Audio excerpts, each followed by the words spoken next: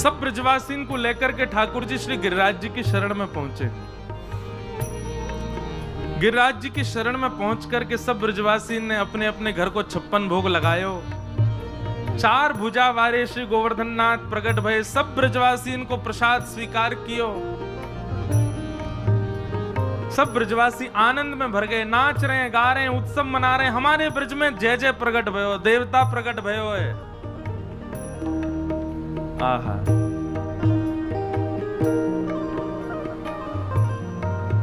ठीक कर लो। ठाकुर जी प्रकट भये हैं, सब ब्रजवासी आनंद में भर करके नाच रहे हैं, गा रहे हैं, उत्सव मना रहे हैं। सब लोग जा जा करके धन्यवाद के रूप में ठाकुर जी को प्रणाम कर रहे हैं। लाला, अरे भैया तेरी उम्र खूब बढ़े, तू ऐसे ही युग युग राज करे। लाला तेरी कृपा से आज हमको देवता के दर्शन है गए। ठाकुर जी सब ब्रजवासी इनके मन के भाव सुन करके आनंदित है रहे। तभी श्री नारद जी महाराज ने कुछ 56 भोग की सामग्री अपनी झोली में भरी और पहुंच गए इंद्र के पास। और इंद्र को जाकर के बोले, लो मोहन थार पाओ। इंद्र ने जैसे ही मोहन थार पायो, बोले बड़ा स्वाद है, कहां से लेके आए? बोले बढ़िया लग रहा हो। बोले बहुत अच्छा। बोले लो पेड़ा पाओ। पेड़ा लियो। बोले बड़ा जोर को लग रहा हो महाराज, लाए कहां से हो? बोले ले रसमलाई पा, ले रबड़ी पा। एक के बाद एक सामग्री दे। इंद्र के लाए कहां से हो? नारद जी बोले आजकल तेरी पूजा बंद है गई है, ब्रजवासी नन्हे से गोपाल जी की पूजा कर रहे हैं, तो वही के का 56 भोग बने, तुम्हें तो सब देवतान में बांट तो होते। मैंने की तो हुए दे चलूं, ले पाले। इंद्र ने जैसे सुनी मेरी पूजा बंद है गई, आकाश में से जैसे झांक करके देखा तो महाराज ठाकुर जी एक रूप से सामने खड़े होकर के आरती कर रहे हैं और एक रूप से 4 भुजा वारे बन करके सब ब्रजवासियों को भोग स्वीकार कर रहे हैं। बंधुओं, हम मानवों के चित्त में ठाकुर जी की लीला के प्रति संशय होना सामान्य बात है, क्योंकि देवताओं के चित्त में भी हो जाती है। लेकिन याद रहे, ये उन्हीं के चित्त में ठाकुर जी के प्रति प्रश्न चिन्ह प्रकट होता है जिनके चित्त में भक्ति नहीं है, प्रेम नहीं है, ज्ञान है, वैराग्य है, त्याग है। लेकिन प्रेम यदि नहीं है चित्त में, तो निश्चित है ठाकुर जी की लीला पर आप प्रश्न उठाओगे, ये कैसे हो गया, ये कैसे कर सकते हैं? इंद्र के चित्त में आया कि ये भगवान नहीं हो सकता, ये निश्चित ही कोई बहलूपिया अपनी पूजा करवाने के लिए कृष्ण रूप धारण करके गया है। और जैसे ये भाव आया, मेघमालाओं को आज्ञा कर दी, जाओ जाकर के पूरे ब्रजमंडल पर इतनी वर्षा करो कि पूरा ब्रजमंडल डूब जाए। काले काले बादलों ने आकर के पूरे ब्रजमंडल को घेर लिया, मूसलाधार बारिश होने लगी। सांबर्तक ऋतु आई, जो प्रलय काल के समय पर वर्षा होती है, वो वर्षा ब्रजमंडल में होने लगी। एक एक बूंद हाथी के पैर के समान, मतलब जहां बूंद गिरे वहीं गड्ढा है जाए। और ऐसी बूंद भी ऐसा नहीं कि यहां पड़ रही है वहां पड़ रही है, एक साथ पूरे ब्रजमंडल पर वर्षा हो रही है। ब्रजमंडल जल निमग्न होने लगा। त्राहिमाम त्राहिमाम करके अपने बालक बच्चन को गोद में उठा के ब्रजवासी दौड़ रहे हैं, अरे बचाओ, हम तो पहले ही मना कर रहे हैं, इंद्र की पूजा बंद मत करो, देखो या इंद्र ने सब हमारो सर्वनाश कर दियो। ठाकुर जी ये देख करके बड़े चिंतित हो गए। ब्रजवासियों के चित्त में अविश्वास प्रकट हो रहा है। भैया ने कि यहां देख ले करो, अब रुक जा। अविश्वास प्रकट हो रहा है। सब ब्रजवासी मन में विचार कर रहे हैं, इंद्र आज हमको जीवित नहीं छोड़ेंगे। भगवान ने सब ब्रजवासियों से कही, जिनकी शरण में आए उन पर विश्वास रखो भैया, उन पर भरोसा करो। केवल वस्तु प्रस्तुत करनो, आरती करनो, यही भक्ति को स्वरूप नहीं, विश्वास तो करो देव पर। मान लीजिए आप कल अपने देव इष्ट को पूज करके आए और आज आपको फ्रैक्चर हो गया, तो पहली बात हमारे चित्त में यही आती है, पता नहीं क्या हो गया। कल तो पूजा करके आए, कल तो बढ़िया हम खूब खर्चा करके आए, दान पुण्य करके, आज हम टूट गए। तो दो बातें आती हैं, या तो हमसे कोई अपराध बन गया है, या फिर हमारे इष्ट जो हैं वो ज्यादा शक्तिमान नहीं है, ज्यादा शक्तिशाली नहीं है। बताओ, इतनी बड़ी हमारे जीवन में कष्ट आए और वो संभाल भी नहीं पाए। अविश्वास नहीं, ये अविश्वास ही। अब ऐसा भी हो सकता है कि आप कथा सुन रहे हैं, कथा के उपरांत आपके साथ कुछ ऐसा हो, भगवान ना करे कुछ हो, पर कुछ भी हो तो आपका कथा के प्रति अविश्वास ना हो जाए।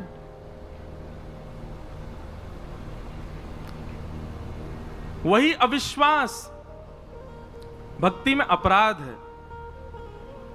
ठाकुर जी की शरण में गए हो तो फिर उसके बाद चाहे जो हो, वो सब हमारे प्रारब्ध से है। बस ये समझना चाहिए कुछ और बड़ा होना था, लेकिन ठाकुर जी ने सूक्ष्म में ही टाल दिया है।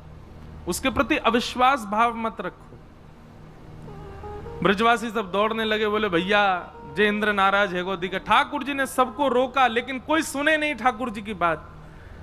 भगवान बोले इन सबके चित्त में विश्वास उत्पन्न करना पड़ेगा, इन सबके चित्त में श्रद्धा उत्पन्न करनी पड़ेगी, नहीं तो यहां आकर के इतनी सेवा पूजा सब व्यर्थ हो जाएगी। ठाकुर जी ने गिरिराज बाबा को प्रणाम किया और गिरिराज बाबा को प्रणाम करके एक तरफ से अपने दोनों भुजान से जैसे ही नेक अधर किए, श्री गिरिराज जी ने भूमि को छोड़ दियो। एक तरफ से गिरिराज जी अधर रह गए, ठाकुर जी भीतर प्रवेश कर गए, दोनों भुजान से बिल्कुल बीच में पहुंच गए गिरिराज जी के, और वहां बीच में खड़े है करके ठाकुर जी ने अपने बाम हस्त की कन्नी उंगली के नख पर गिरिराज जी धारण कर लिए। बोलो गिरिराज धारण की, श्री गोवर्धन नाथ की, श्याम सुंदर श्री यमुने महारानी की, पूछरी के लौठा की, हुप हुप प्यारे। सब ब्रजवासी खड़े है गए, महाराज अरे अरे देखो लाला ने गिरिराज जी उठा लियो, लाला ने पहाड़ उठा लियो, लाला ने पर्वत उठा लियो। ठाकुर जी सबको एक भुजा से इशारों कर रहे हैं, सब आ जाओ गिरिराज जी के नीचे आ जाओ। सब ब्रजवासी पहुंच गए, सबन ने जा करके अपनी छड़ी लगा ली। अब बीच में ठाकुर जी खड़े हैं गिरिराज जी धारण करके, और गिरिराज जी कभी इतकू जाएं कभी इतकू जाएं, ऐसे तराजू की तरह यों यों हेरें। अब जहां की तरफ गिरिराज जी झुके, ब्रजवासी डर डर के भागे, अरे लाला बचाइयो बचाइयो बचाइयो। कछु ब्रजवासी अपनी अपनी छड़ी लगामे गिरिराज जी को ऊपर करें, और यहां से ऊपर जामे सो पल्लंग से नीचे है जाएं, तो ब्रजवासी वहां के लगामे। ऐसे करके सब ब्रजवासी ने जैसे तैसे गिरिराज जी को सम कियो, और सब अपनी अपनी छड़ी टेक करके खड़े है गए। बीच में मदन गोपाल अपनी उंगली धारण कर, उंगली के नख पर गिरिराज जी धारण किए, उंगली पर नहीं, उंगली के नख पे श्री गिरिराज जी धारण करके ठाकुर जी खड़े। तब नंददास जी ने उस छवि का वर्णन किया एक पद में, बहुत ध्यान से, शब्द इतने सुंदर हैं इस पद के। कान्हा कुंवर के कर पल्लव पे, मानो गुवर धन नृत्य करे। कान्हा कुंवर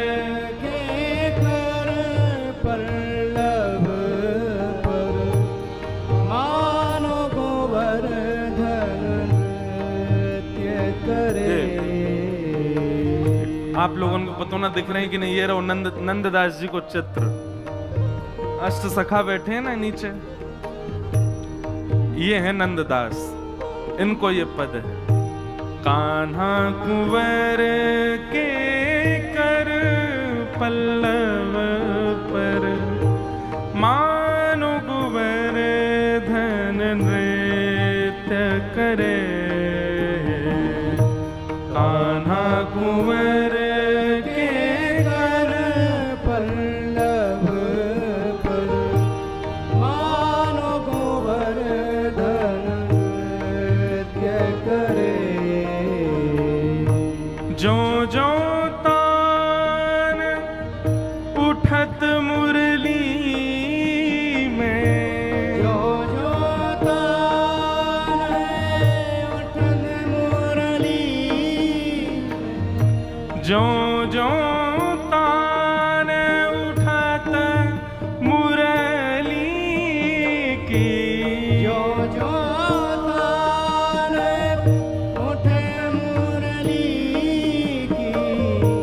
त्यों त्यों ला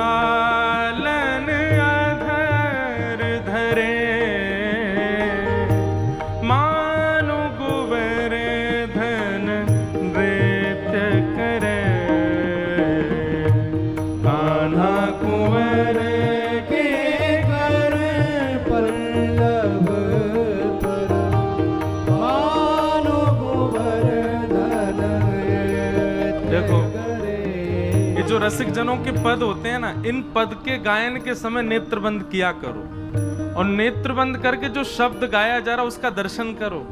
अब दर्शन कैसा है कि बीच में ठाकुर जी अपनी एकन्नी उंगली धारण करके गिरिराज जी को धारण करके खड़े हैं। गिरिराज जी कभी उल्टे हाथ को नीचे जा रहे हैं, कभी सीधे हाथ को नीचे जा रहे हैं। तो श्री नंददास जी कह रहे हैं, ओहो, ठाकुर जी के कर के ऊपर गिरिराज जी मानो नाच रहे हैं, इत इत को जा रहे हैं, आनंद में भर गए श्री गिरिराज जी। और उनके नृत्य को, अब भैया कोई नाच रहा है तो कछु ना कछु वाद्य तो बजने चाहिए। तो जैसे ही गिरिराज जी नृत्य करने लगे, ठाकुर जी की कमर में बंधी हुई वंशी अपने आप स्वर निकालने लगी। ज्यों ज्यों तान उठत मुरली की, अपने आप वंशी के स्वर प्रकट होने लगे। ठाकुर जी ने एक भुजा से वंशी निकाल करके अपने अधर पर धारण कर ली, दूसरी भुजा से गिरिराज जी धारण करके खड़े हैं, और श्री गिरिराज जी मदमस्त है करके नृत्य कर रहे हैं ठाकुर जी के कर पर। नंददास जी वाको वर्णन कर रहे हैं। अब आगे की पंक्ति में ध्यान करियो कि वंशी बज रही है तो फिर मृदंग कैसे बज रहा है, मृदंग बज रहे हैं तो फिर गा कौन रहे हो है, और गा रहे हैं तो फिर भैया ताली कौन बजा रहा है, और ताली बज रही है तो फिर ये पूरा दृश्य दिख कैसे रहा है, क्योंकि वहां तो पूरा अंधेरा है, वहां तो गुप्त अंधेरा है, कोई दिख ना रहा है। तो बीच बीच में ये ठाकुर जी की छवि दिख कैसे रही है, कोई मसाल नहीं जल रही है, कोई अग्नि नहीं है, कोई लाइट नहीं है, तो फिर ठाकुर जी दिख कैसे रहे। ये सारे भाव श्री नंददास जी ने अपने पूरे पद में बताए हैं, दर्शन करो। हाँ हाँ, ठाकुर जी की वंशी बज रही है, गिरिराज जी नाच रहे हैं, और मृदंग कैसे बज रहे हैं, मेघ मृदंग मृदंग बजावे, मेघ मृदंगी मृदंग बजावे, मेघ मृदंगी मृदंग बजावे, मेघ मृदंगी मृदंग बजावे। आकाश में जब बादल एक दूसरे से टकराते हैं तो जो गर्जना हो रही है, जो गड़गड़ाहट हो रही है, वो भी ऐसी ताल पर हो रही है, ऐसी सम पर हो रही है, मानो लग रहा है कि आकाश के बादल मृदंग बजा रहे हों, गिरिराज जी नाच रहे हैं, ठाकुर जी की वंशी बज रही है। दामिनी दम के मानो दीप जले, मानो गोवर्धन नृत्य करे, कान्हा कुंवर के कर पल्लव पर, मानो गोवर्धन नृत्य करे।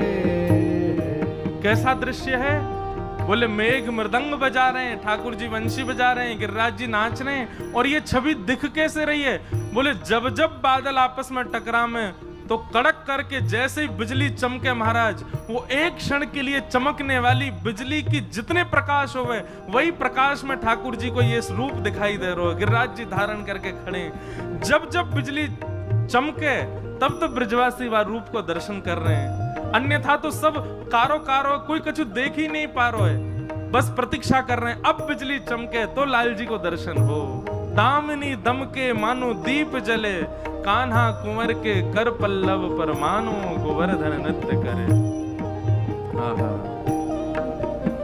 हे ग्वाल ताल दे नीको गावे, ग्वाल ताल दे नीको गावे, गाल ताल दे नीको गावे, ग्वाल ताल दे नीको गावे।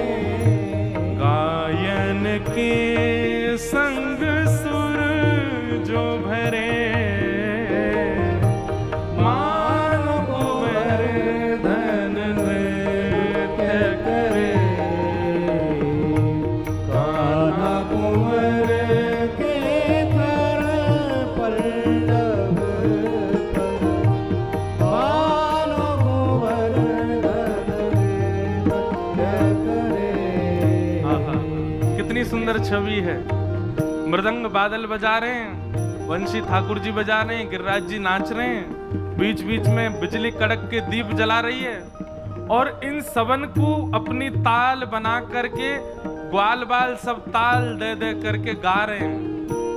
बोल गिरिराज धरण की गायन सब ग्वाल बाल चारों ओर बैठ करके कर रहे हैं। और वहां में भी एक अद्भुतता, गायन के संग सुर जो भरे, गैया जो रम्मावे ना, ये अम्मा अम्मा करके जो गैया बीच बीच में बोले, वो भी स्वर में बोल रही है, वो भी स्वर दे दे करके सबन को उत्साह वर्धन कर रही है। कान्हा कुंवर के कर पल्लव पे, मानो कुंवर धन नृत्य करे। कान्हा कुंवर के कर पल्लव पर, मानो कुंवर धन नृत्य करे। देत आशीष सकल ब्रज गोपी, देत आशीष सकल ब्रज गोपी, बरखा को जल अमित झरे, बरखा को जल अमित भरे। अति अद्भुत अवसर गिरिधर को, अति अद्भुत अवसर गिरिधर को, अति अद्भुत अवसर गिरिधर को, अति अद्भुत अवसर गिरिधर को, नंददास के दुख हरे, मानो गोवर्धन नृत्य करे। कान्हा कुंवर के कर पल्लव पर, मानो गोवर्धन नृत्य करे। गिरिराज धरण प्रभु तुम्हारी शरण, धरण प्रभु तुम्हारी शरण, गिरिराज धरण प्रभु तुम्हारी शरण, गिरिराज धरण प्रभु तुम्हारी शरण। रखो लाज हमारी गोवर्धन, रखो लाज हमारी गोवर्धन, हे रखो लाज हमारी गोवर्धन, रखो लाज हमारी गोवर्धन। हे गिरिराज धरण प्रभु तुम्हारी शरण, गिरिराज धरण प्रभु तुम्हारी शरण, गिरिराज धरण प्रभु तुम्हारी शरण, गिरिराज धरण प्रभु तुम्हारी शरण, हे गिरिराज धरण प्रभु तुम्हारी शरण, गिरिराज धरण प्रभु तुम्हारी शरण। ओ रखो लाज हमारी गोवर्धन, रखो लाज हमारी गोवर्धन, ओ रखो लाज हमारी गोवर्धन। रखो लाज हमारी गोवर्धन। गिरिराज धरण प्रभु तुम्हारी शरण, गिरिराज धरण प्रभु तुम्हारी शरण, गिरिराज धरण प्रभु तुम्हारी शरण, गिरिराज धरण प्रभु तुम्हारी शरण, तुम्हारी शरण, गिरिराज धरण प्रभु तुम्हारी शरण, गिरिराज धरण प्रभु तुम्हारी शरण। गिरिराज धरण बोल गोवर्धन नाथ की। की जय।